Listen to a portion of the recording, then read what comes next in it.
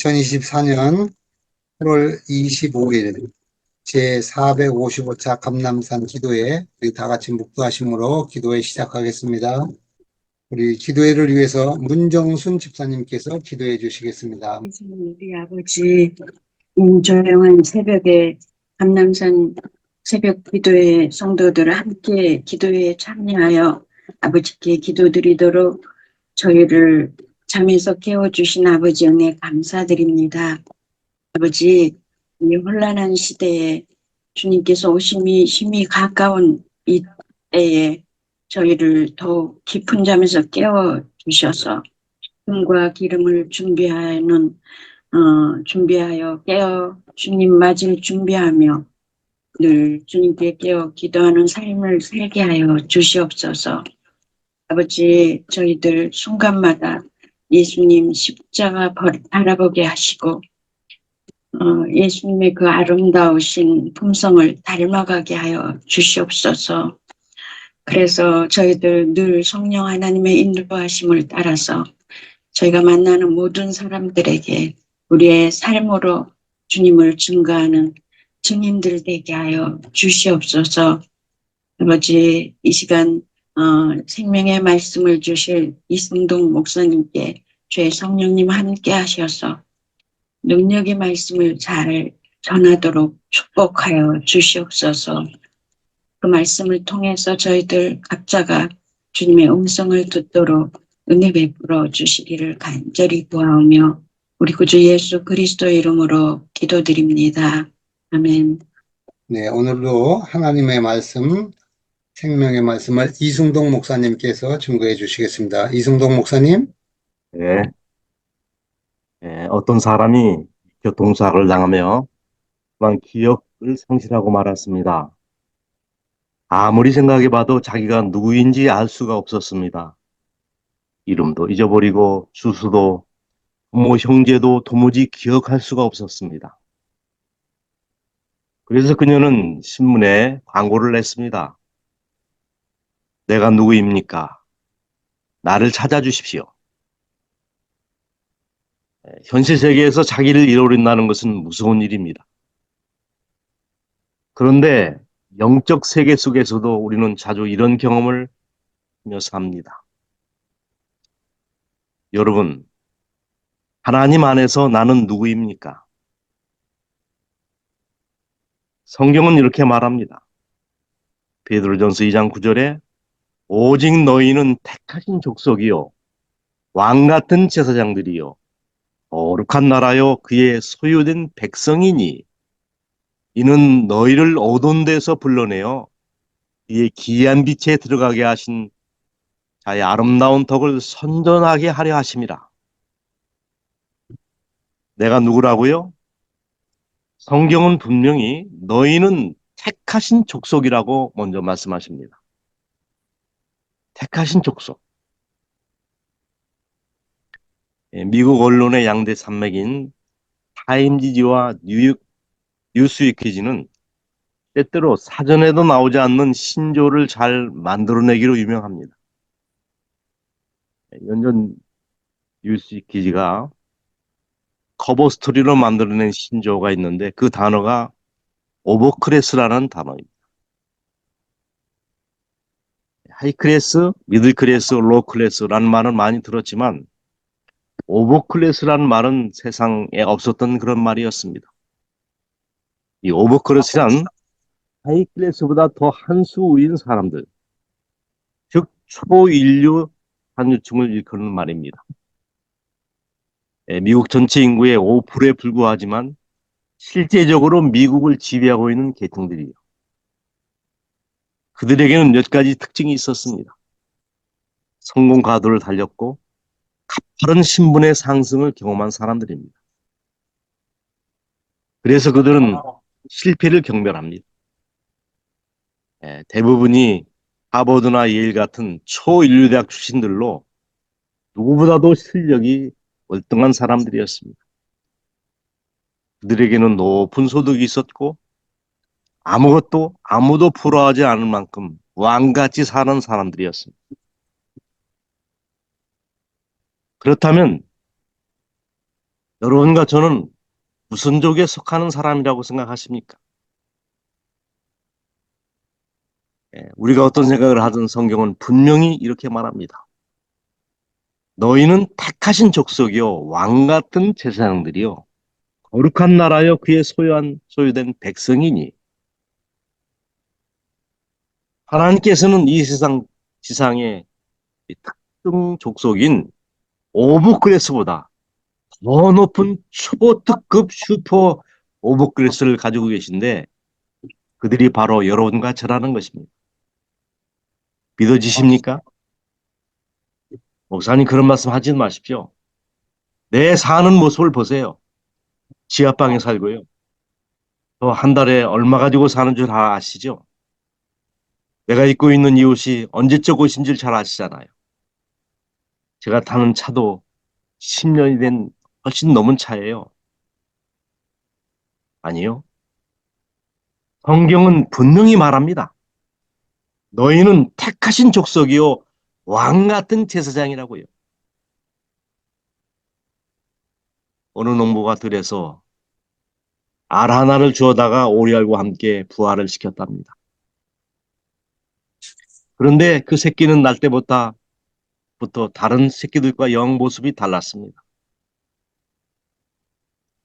다른 애들은 다리가 짤록한데 이 녀석은 키가 껑충했습니다.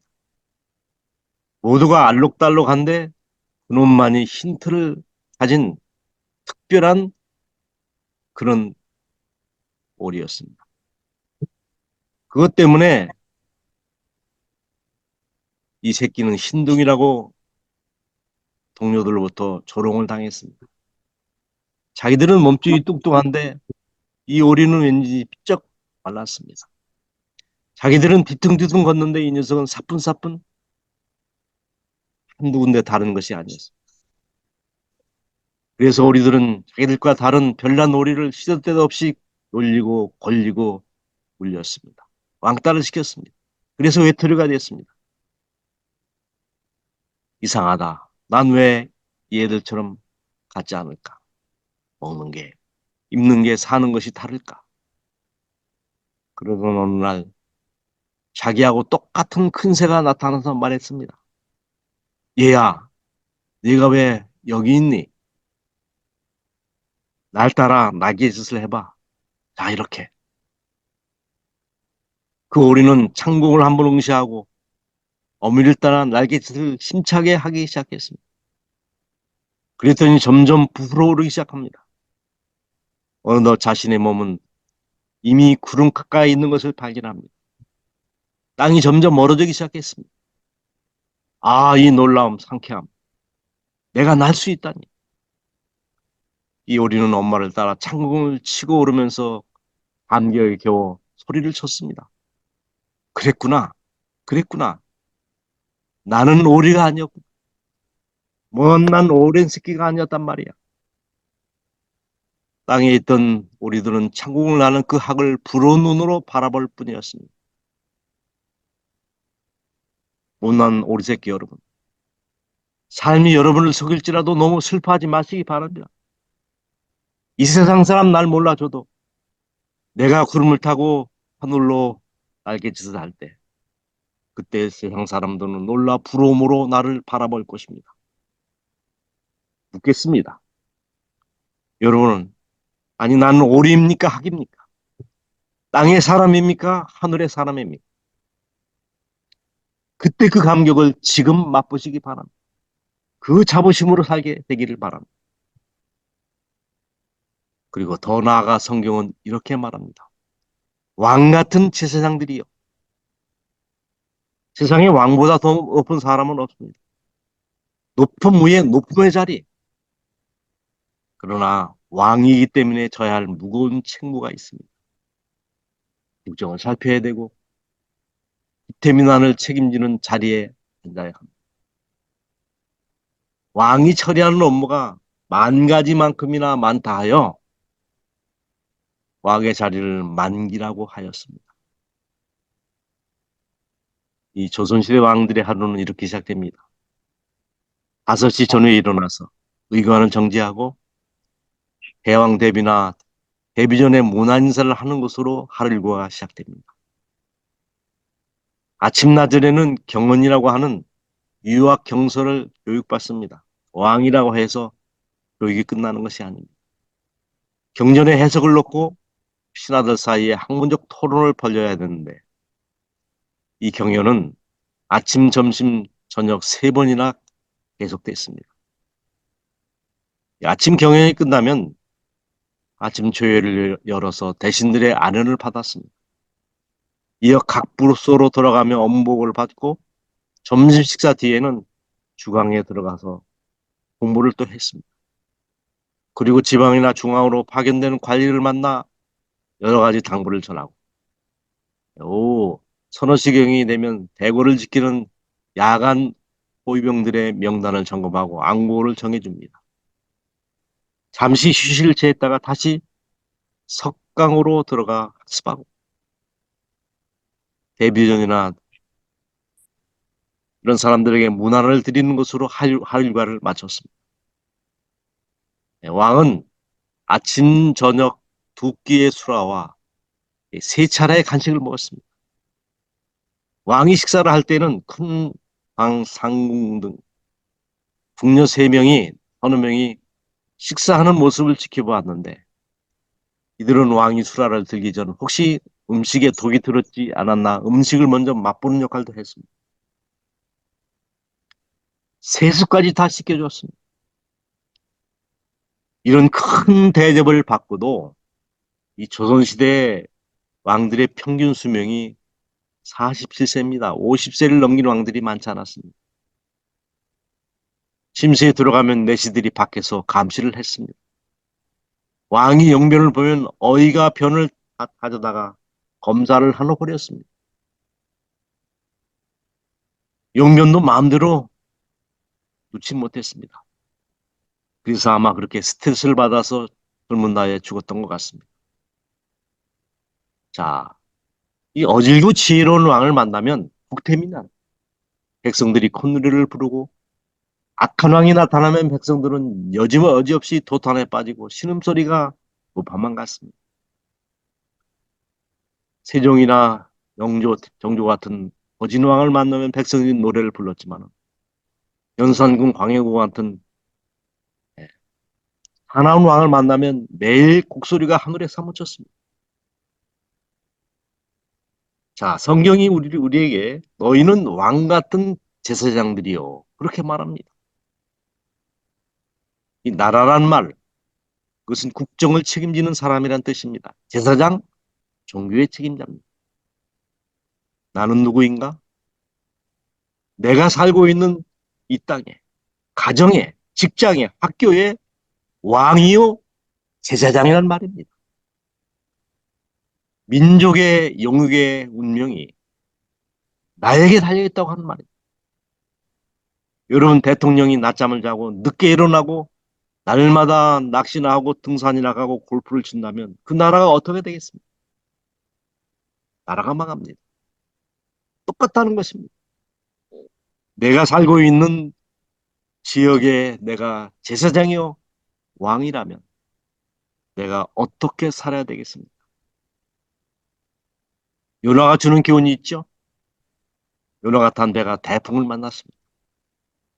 멀쩡하던 하늘에 갑자기 천둥번개가 치더니 산 같은 파도가 몰려왔습니다. 삶과 죽음의 경계선에서 그들은 각자 자기 신의 이름을 부르죠. 근데 여러분 누구 때문에 풍랑이 일어났습니까? 바람핀 선장 때문이었습니까? 돈을 떼먹은 갑판장이나 이방신을 섬겼던 어떤 승객들 탓이었습니까? 아니었습니다. 하나님의 뜻을 저버린 자칭 하나님의 사람 요나 때문에 풍랑이 일었던 것입니다. 세상의 수많은 재난들이 누구 때문에 일어납니까? 악인들 때문인가요? 하나님을 잘 믿지 않는 불신자 때문에 세상에 이런 고난이 일어납니까? 아닙니다. 바로 왕과 제사장의 역할을 다하지 못한 요나, 바로 나와 같은 불충한 그리스도들 때문에 세상에 재난이 계속되는 것입니다. 여러분, 소동성 악인 망해서 망했습니까? 아닙니다. 그 안에 의인 5명이 없어서 망했던 것입니다. 우리는 창세기 39장 5절에서 요셉에 대한 놀라운 기사를 읽습니다. 보디발이 요셉에게 자기 집과 그 모든 소유물을 주관하게 하신 한때부터 여호와께서 요셉을 위하여 그 애굽 사람의 집에 복을 내리셨다 한 말이 나옵니다. 요셉 때문에 보디발의 집이 복을 받고 애굽 왕이 복을 받고 애굽 백성이 복을 받고 온 나라가 복을 받았습니다. 7년 6년 7년 풍년이 왜 일어났습니까? 하나님의 사람 요셉 하나를 구원하기 위해서 하나님께서는 세상의 역사를 바꾸시면서 요셉을 구원해 내셨습니다. 어느 주석책에 보니까 하나님은 요셉 한 사람과 애굽 전체와 바꿀 마음이 없었다고 기록되고 있습니다. 애굽의 모든 백성, 애굽의 모든 보화, 온 백성, 애굽 전체와 하나님의 사람 요셉을 바꿀 마음이 없을 만큼 하나님은 요셉을 사랑하셨다고 말씀하십니다. 그렇습니다. 나는 택신 족속이요, 왕 같은 제사장이요, 거룩한 나라요, 그의 소유된 백성으로 부르심을 받은 사람입니다. 내가 바로 서면 나라가 살고, 내가 무너지면 나라가 무너집니다. 내가 바로 서면 가정이 살고, 내가 무너지면 가정이 무너집니다. 내가 바로 서야 교회가 살고, 내가 무너지면 교회가 무너집니다. 왜 그렇습니까? 내가 속한 지역 안에서 왕이고 영적인 책임자이기 때문에 그렇습니다. 오늘 우리가 이 말씀에 가슴에 품고 이 세상을 대표하는 제사장으로서, 왕으로서 하나님을 섬기는 거룩한 자리에 본고이 서는 여러분과 제가 되기를 간절히 바라면서 오늘 말씀을 드리겠습니다. 감사합니다. 하늘 아버지, 저희들처럼 불리하고 부족한 사람들을 왕과 제사장으로 삼아주셨다니 놀랍고 감격스럽습니다. 귀하고 무거운 책임 받잡기 힘들지만 믿음으로 받들기를 원하오니 내가 살고 있는 세상에, 아니 직장에, 가정에, 교회에 왕과 제사장으로서의 사명과 책임을 잘 감당하게 하여 주시옵소서.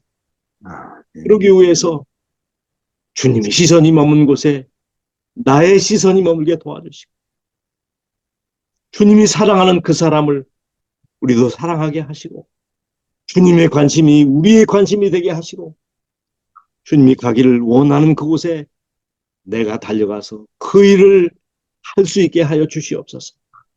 주님이 나에게 주신 사명, 왕과 제사장으로서의 사명을 잘 감당하는 하루가 되게 하시고, 하나님의 영광으로 살아가는 믿음의 하루가 되도록, 아니 한 주일이 되도록 저희를 붙잡아 주시고 인도하시고 축복해 주시옵소서.